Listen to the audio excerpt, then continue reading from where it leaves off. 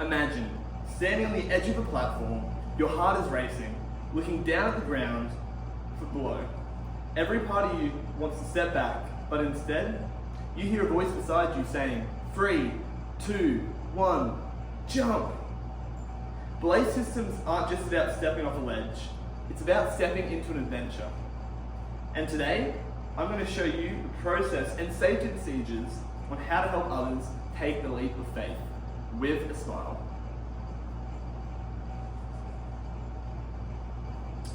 You might be asking yourself, what actually is an auto belay? So, a belay is a life support line for harnesses to connect to, right? An auto belay is the act of using a rope and a device to control the climber's safety, providing tension on the rope to prevent them falling from a long distance. So here, as you can see, this here is a belay. This is a head rush true blue rappelling belay, where you can see the rock climber is climbing up and they're connected and harnessed in, right? If they let go and fall off the wall, it's going to take them down slowly and everyone's safe. Now you also might be asking yourself what a carabiner is. A carabiner is a device that connects to your harness and straps things together. So I have a carabiner here as an example, and I'm going to pretend like this is my harness. You open up the carabiner by twisting and pulling back, and you loop it on, and just to make sure it's securely on, we squeeze check so it doesn't come off. Now carabiners are helpful for a lot of things. They can connect things to your harness, things to the line, and these are used as a life support. Carabiners, for when they're strapped to a belay, you need to have at least a 3-point disconnection system, where there's 3 points of turning this until you're completely disconnected from the line.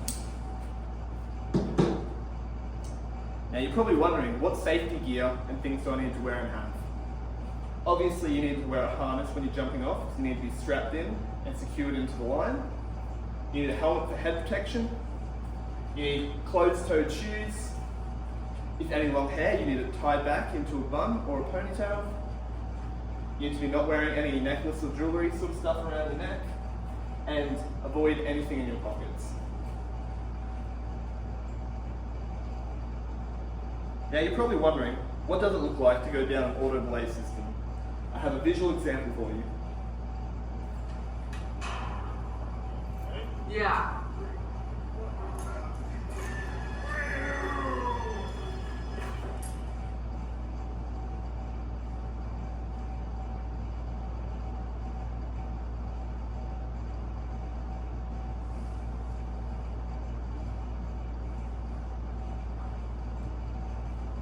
Now, you're probably wondering, what do I need to do to send someone down?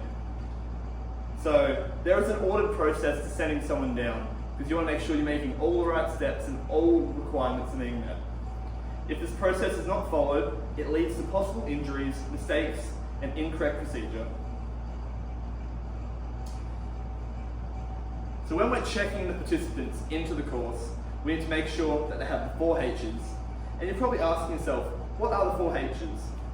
We need to make sure that harness is done up correctly, that helmet is fitted correctly, that their hardware is put on correctly, and that the human is okay. So that is the 4 H's. So the way that we do that is when we come up, we check the harnesses real quick, make them shake their head up and down, side to side like a rock star, make sure what they're clipped into is clipped in properly and squeeze checked. And we want to make sure the human's okay. So we want to ask them questions, you feeling ready? Are you feeling confident?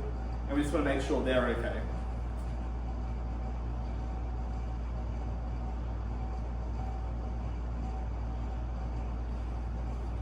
According to one of my sources from OSHA, the US federal agency gives the reasons why we make sure we follow safety standards, which helps us prevent serious harm, employees' awareness, recognition, legal obligation, and feasible remediation. The rappel process is followed and regulated by OSHA and OSHA guidelines. Attaching participants to the auto belay. So we use carabiners to connect them to the auto belay while still hooked into other life supports. So while they're still hooked into the course, we start hooking them in to the belay system, right? So at this point, they're connected into 2 different systems. We need to attach participants, making sure that they are comfortable and that everything's done properly. According to the website Calm, a blog clinically reviewed by Dr. Chris Mazook, saying, "Staying calm under pressure is not just a handy skill, it's a life encounter. It means not losing it when kids are having a meltdown, the bills are piling up, or when things don't go according to plan. You have to maintain your composure during challenging situations and events. It means not losing it when you're placed in stressful situations, especially involving other people." According to Idaho Medical Academy, too much stress triggers the flight or fight response via overproduction of cortisol. When this happens, the brain prefrontal cortex, which handles clear thinking, decision making, problem solving, slows down. That makes it hard to respond properly. This is why it's important to stay calm for others to not get stressed out.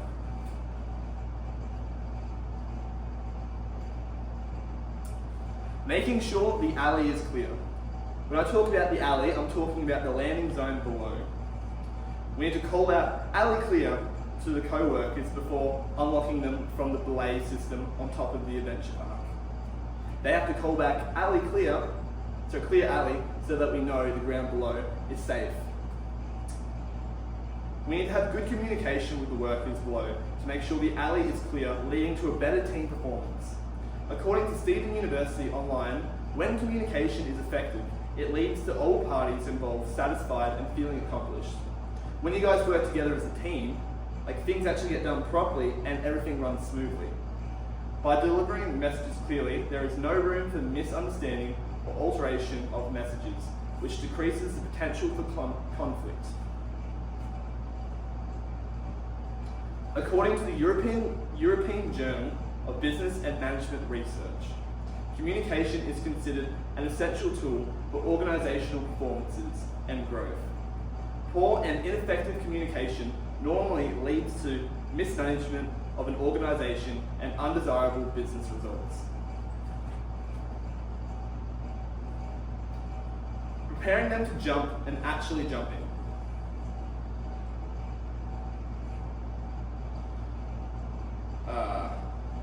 We need to tell them what they can and can't do. We can tell them that they can hold on to the harness strap in front of them, depending on what the system they're going down on. And we can tell them to hold on to the harness straps in front of them, or they can hold on to nothing at all. The rules depend on which belay system you're being put down on. We have a rappel belay system, and we have a quick flight belay system. The quick flight is the faster one, and the belay rappelling one is slower. And the carabiner gets hooked into either to the front side or the dorsal, which changes what you can hold on to. We call jumping or rappelling, depending on which one, to the co-worker down below, and they reply with rappel on or jump on if everything's clear and good down the bottom. After explaining the rules and checking one last time that they're all good, we actually get to send them off and they get to jump. After explaining the rules and once they've jumped, or if they hadn't jumped, we actually get to help them coach through that process if they're struggling to jump off. According to the National Library of Medicine, the distressing phenomenon of visual height intolerance, VHI, occurs when a visual stimulates causes apprehension of losing control of balance and falling from some height. Everyone gets scared, right? And when you're up in a height like that looking down, it's very easy to get scared. And you start getting in your head and you don't want to jump, right? That's what the technician is there to help them with. Guide them through the process, letting them know everything's okay, everything's set up properly, and helping them with tips on how to jump better. So this is something that's really important for our job, where multiple times I've had to guide people through that. And what you want to do, you want to distract their brain with them not thinking about the bottom ground below, and you want them to be focusing on just something else that's distracting them. According to Listening Hard, Lena Newman, when an individual encounters a fearful situation, the brain's amygdala, a key player in processing emotions, signals the hypothalamus to release stress hormones like adrenaline and cortisol into the bloodstream. This makes it really nerve-wracking for them to jump. And not everyone ends up jumping. We don't want to make them do something they don't want to do. We want to encourage them to jump off and grow, right? This is going to help them push through other things in life.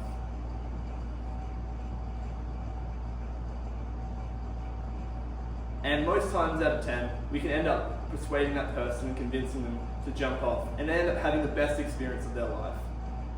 I've had some of my best experience here at Camp Choya, jumping off the rappel system. It's very fun and it's a very enjoyable thing to do.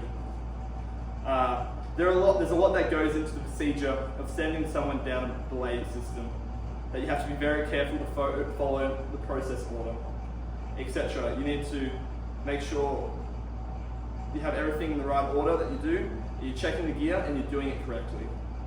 It helps to push people out of their comfort zone. This is not just about jumping, right? It's about pushing yourself further than you ever have before. It's an extremely safe activity, provided everything is checked properly. Now you have a rough idea of what goes into the process of auto-belaying, and then next time you get the opportunity, you get to have a turn, and you know the system, and you will have the high grounds now.